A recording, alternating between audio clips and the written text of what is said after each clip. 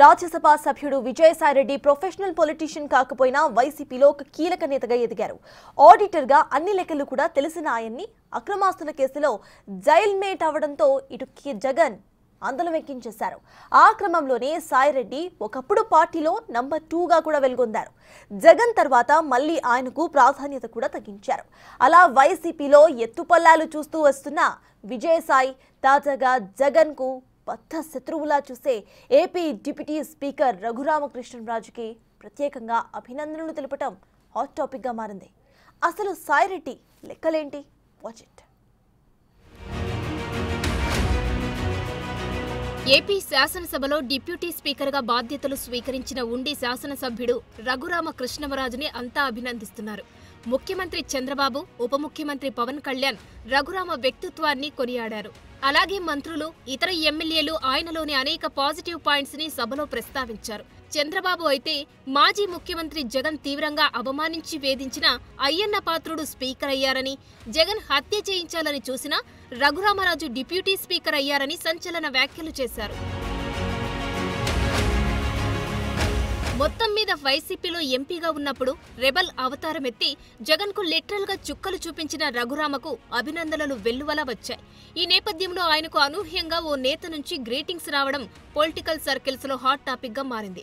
రఘురామ ఉపసభాపతి కావడం పట్ల వైసీపీ రాజ్యసభ సభ్యుడు, సీనియర్ నేత అయిన విజయసాయిరెడ్డి ప్రత్యేకంగా అభినందనలు తెలిపారు.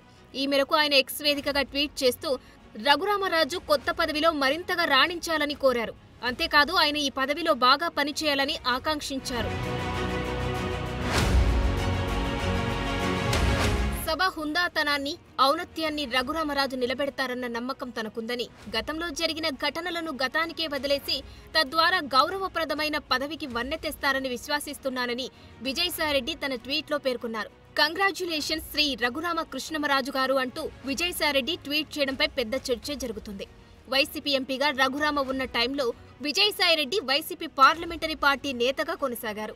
అప్పటికే జగన్పై తిరుగుబాటు ప్రకటించిన RRR వైసీపీని ఎండగడుతున్నారు. ఆ క్రమంలో కరోనా మంచి పీక్స్ లో ఉన్న టైంలో ఏపీ నుంచి కొంతమంది ఎంపీలను తీసుకుని ఢిల్లీ వెళ్లిన విజయసాయిరెడ్డి లోక్సభ స్పీకర్కు రఘురాముడిపై అనర్హత పిటిషన్ ఇచ్చి ఆయనను తక్షణం ఎంపీ పదవి నుంచి తొలగించాలని కోరారు.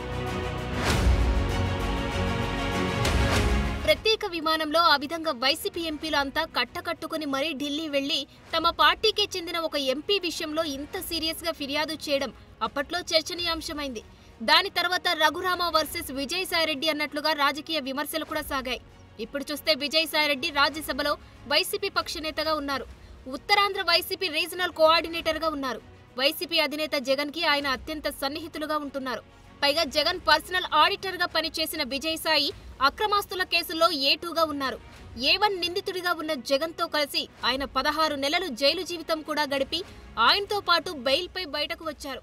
ఇటు చూస్తే వైసీపీలో రెబల్ ఎంపీగా హల్చల్ చేసిన రఘురామకృష్ణంరాజు వైసీపీ ప్రభుత్వం జగన్లపై తిరుగుబాటు జెండా ఎగరేసి జగన్ కు సింహ స్వప్నంగా పనిచేశారు. రఘురామకృష్ణంరాజు ఢిల్లీలో రచ్చబండ పేరుతో ఎప్పటికప్పుడు అధికార పార్టీ నేతల అవినీతి, అక్రమాలను ఎండగట్టారు. ఆ క్రమంలో లోక్సభలో ఆయనపై అనర్హత వేటు వేయించడానికి వైసీపీ ఎంపీలు శతవిధాలా ప్రయత్నించారు.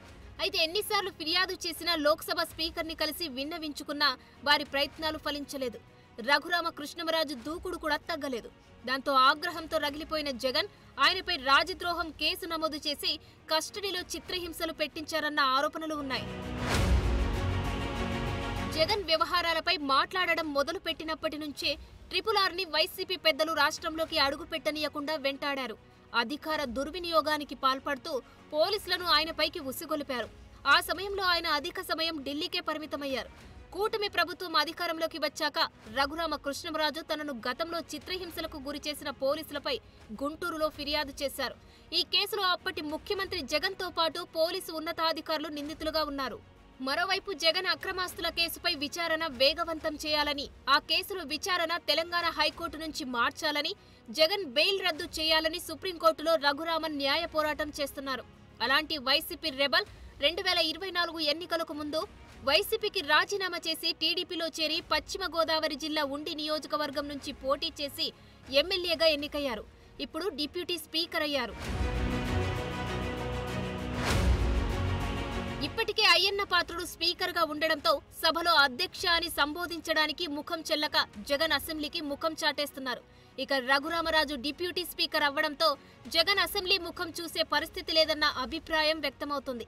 ఇలాంటి తరుణంలో విజయసాయిరెడ్డి తనకు అసెంబ్లీతో సంబంధం లేకపోయినా రఘురామకు అభినందనలు తెలపడం హాట్ టాపిక్ గా మారింది. ఆయన తప్ప వైసీపీలో ఎవరు, ఆఖరికి ఎమ్మెల్యేలు కూడా డిప్యూటీ స్పీకర్ ని అభినందించలేదు.